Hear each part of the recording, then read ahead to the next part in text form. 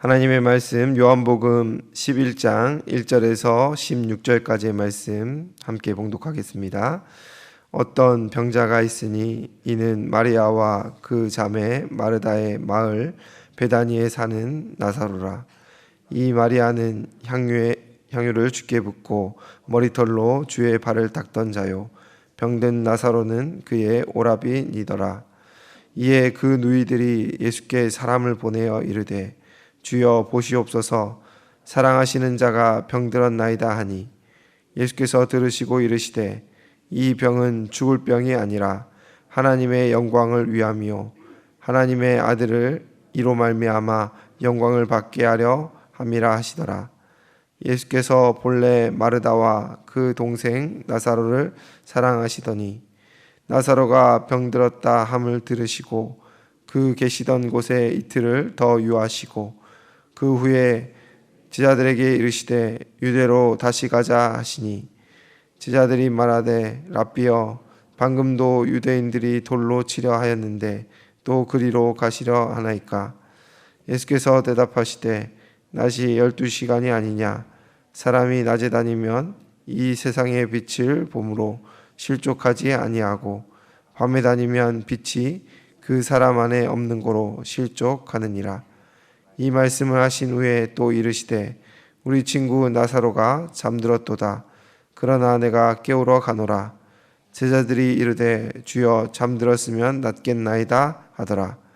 예수는 그의 죽음을 가리켜 말씀하신 것이나 그들은 잠들어 쉬는 것을 가리켜 말씀하신 줄 생각하는지라.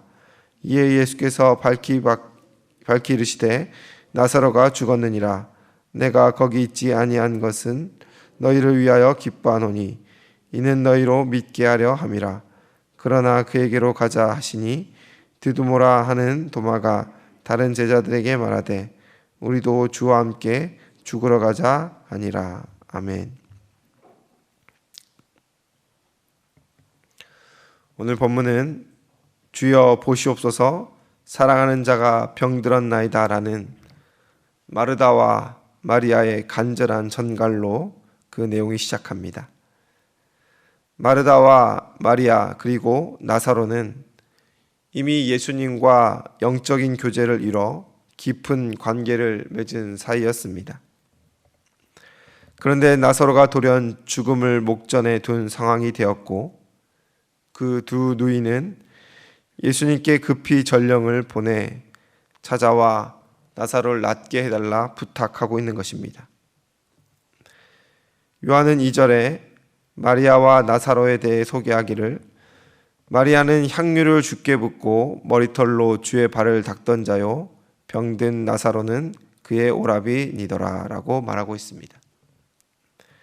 그런데 우리가 하나 유념해야 하는 것이 있는데, 이 나사로의 죽음, 이 사건을 중심으로 일어나는 이 본문 일련의 사건들은 마리아도 나사로도 마르다도 그 주인공이 아니다라는 것입니다.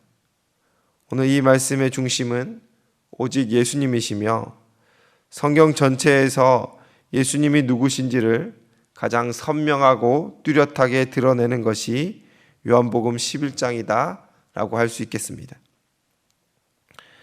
요한이 마리아에 대해 소개하는 이유도 향유를 머리털로 주의 발을 닦던 이 행위에 더 강조점이 있습니다.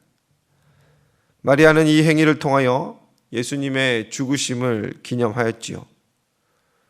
동일하게 나사로 또한 그의 생애 죽음을 통해 또 다시 살아남을 통하여 예수님이 어떤 분이신지를 우리에게 또 보여주는 역할을 합니다. 마르다도 마찬가지입니다. 이 모든 일련의 과정 속에서 그의 말과 행동을 통하여 예수님을 더 선명하게 드러내는 도구의 역할을 하게 된다라는 것입니다. 우선 계속 내용을 이어가도록 하겠습니다. 소식을 들으신 예수님의 반응은 우리의 생각과 상식과 충돌하고 있습니다. 예수님은 나사로를 사랑하셨음에도 불구하고 그가 위독하다라는 소식을 듣고 계시던 곳에서 이틀을 더 지체하셨습니다. 인간적인 눈으로 보면 이는 방관이며 냉정함이라고 할 수 있겠습니다. 마르다와 마리아의 입장에서는 1분 1초가 타들어가는 심정이었을 것입니다. 그렇게 후에 예수님이 그의 집에 가셨을 때 그 누이들이 예수님이 조금만 더 일찍 오셨더라면 말하며 원망하지요. 그러나 주님은 4절에서 이 사건의 본질을 선포하고 있습니다. 이 병은 죽을 병이 아니라 하나님의 영광을 위함이요 라고 하였습니다. 예수님께서는 나사로의 병을 단순히 내가 고침으로 말미암아 기적을 베풀고 또 마음이 상한 자를 고치고 내가 이렇게 위대한 일을 할 수 있다라는 것을 보여주는 것으로 이 사건을 보고 있지 않고 더 큰 목적, 즉 하나님의 아들이 이로 말미암아 영광을 받게 하려는 그 뜻이 있었다라고 이미 밝혀 보여주고 있습니다. 예수님께서 나사로에게로 가길 지체하신 것은 능력이 없어서가 아니라 인간의 모든 소망이 끊어진 그 자리에 하나님의 영광을 보여주고 하나님의 생명의 능력이 그 예수님께 속해 있음을 보여주기 위한 의도적인 기다림이었다라고 할 수 있겠습니다. 예수님은 나사로가 이미 죽었음을 아시고도 제자들에게 우리 친구 나사로가 잠들었도다라고 말씀하셨습니다. 제자들은 이 말을 듣고 잠들었으면 낫겠나이다라고 말하며 상식적인 이해에 머물러 있었습니다. 이것이 우리 모두의 신앙의 한계다라고 할 수 있겠습니다. 이는 나중에 무덤 앞에서 벌써 냄새가 나나이다라고 말하였던 마르다의 반응과 맥을 같이 하고 있습니다. 또 우리의 한계와 맥을 같이 하고 있습니다. 우리는 늘 눈앞의 현상을 상식과 경험 안에서 해석하지요. 그 중에서도 모든 이가 결코 해결할 수 없다 생각하는 죽음이라는 현상 앞에서 우리 모두가 본문과 같은 반응을 보일 수밖에 없다라는 것입니다. 그런데 예수님은 그 죽음 너머에 깨어남과 생명을 이미 보고 계십니다. 그리고 그것을 제자들과 나사로의 가족들과 우리에게 알려주고자 하십니다. 그런데 제자들이 상식적으로 생각함 같이 마르다가 죽음 앞에서 그 무덤 앞에서 냉소적으로 말한 것과 같이 우리 또한 이 말씀을 눈앞에 두고도 죽음이라는 무게를 넘어서지 못할 때가 너무나 많다라는 것입니다. 우리는 과연 부활을 믿습니까? 여러분, 질문을 바꿔서 다시 해보겠습니다. 우리는 과연 부활을 실감하며 실제를 경험하며 살고 있습니까? 장차 마지막 때에 부활할 것이니 지금은 실감이 안 난다 말할 수 있겠습니다. 그런데 이 말은 마르다가 예수님께 했던 말입니다. 예수님, 부활은 장차 올 것입니다. 마지막 때에는 우리 오라비가 살아날 줄로 믿습니다. 마르다도 그렇게 얘기했고 죽음 앞에서의 인간적인 한계를 여실히 보여줬다라는 것입니다. 15절에서 예수님은 말합니다. 내가 거기 있지 아니한 것을 너희를 위하여 기뻐하노니 이는 너희로 믿게 하려 함이다 라고 말씀하셨습니다. 예수님은 단순히 극적인 기적을 보여주시기 위한 상황 설정을 하시는 것이 아닙니다. 이 사건을 통하여 제자들의 믿음이 한계와 상식을 뛰어넘길 원하셨습니다. 병을 고치시는 수준에서 죽음을 이기시는 부활의 주님을 믿도록 하기 위하여 예수님은 이틀을 지체하셨고 이제 제자들과 함께 나사로에게로 가고자 하십니다. 예수님은 우리의 믿음이 더 높은 차원의 하나님의 영광을 보도록, 아니 하나님의 영광을 누리도록, 하나님의 영광과 더불어 이 땅을 살아갈 수 있도록 우리에게 이 말씀을 주고 계시는 것입니다. 사랑하는 성도 여러분, 우리의 삶이 부활 신앙과 맞닿아 있습니까? 아니면 상식을 넘어서지 못한 제자들과 이 나사로의 가족과 같지는 않습니까? 제자들은 예수님이 나사로에게 가는 것을 만류했지요. 왜 그렇습니까? 유대인들이 돌로 치려 하는 행위와 같은 위기가 도사리 잇고 있기 때문이었습니다. 이 또한 상식과 세상의 기준을 넘어서지 못하는 모습이지요. 예수님은 그런 그들에게 자신의 사역 기간을 낯이라 비교하시며 때가 되었음을 말씀하고 있습니다. 사람은 병에서 고침을 구하지만 예수님은 나사로가 다시 살아나는 하나님의 영광, 부활의 영광을 우리에게 보여주셨습니다.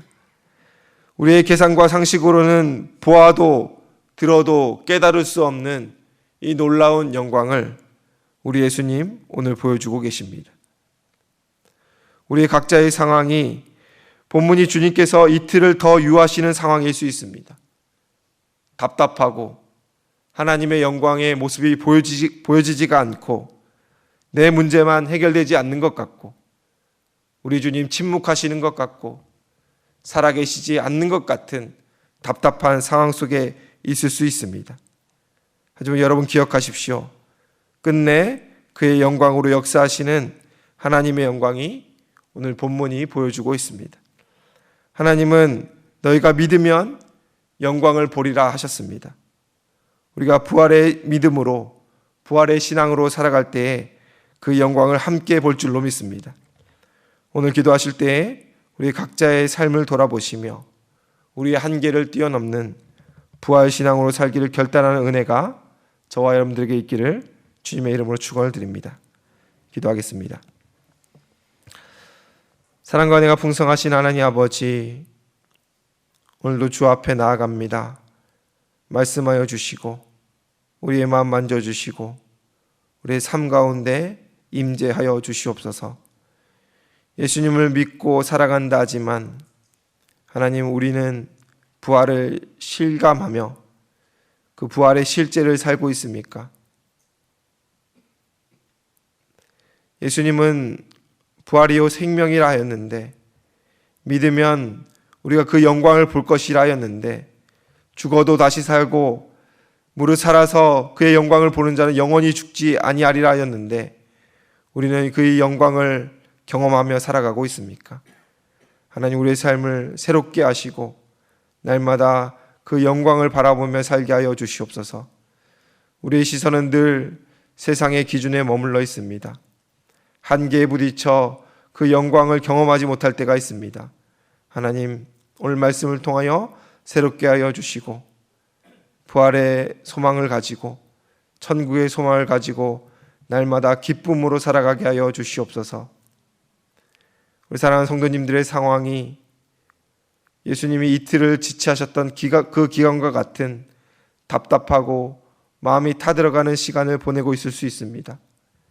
하나님, 하지만 마침내 역사하시는 하나님을 인내로 기다릴 수 있도록, 하나님을 구하며 하나님을 소망하며 살아갈 수 있도록 은혜 더하여 주시옵소서. 사랑하는 가족의 아픔을 두고 기도하는 자들이 있습니다. 자녀들의 어그러짐을 보고 주님께 눈물 짓는 자들이 있습니다.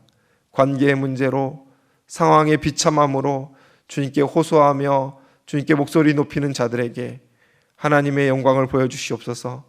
하나님의 살아 역사하심을 보여주시옵소서. 오늘 기도의 자리가 하나님과 깊이 경험하며 교제하는 시간 될 수 있도록 은혜 더하여 주시옵소서. 감사드리며 예수님의 이름으로 기도드리옵나이다. 아멘.